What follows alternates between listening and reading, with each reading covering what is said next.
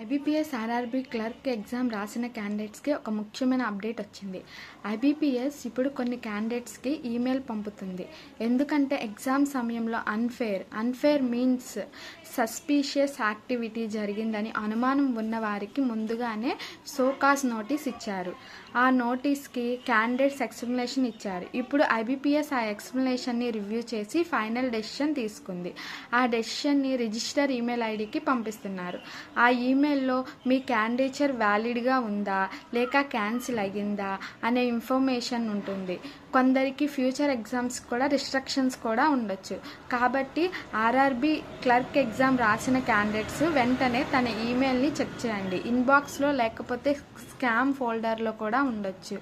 IBPS exam ఏ bank exam రాసేటప్పుడైనా చాలా క్లారిటీగా ఏమి యాక్టివిటీస్ ఏమి సస్పీషియస్గా లేకుండా చూసుకోండి.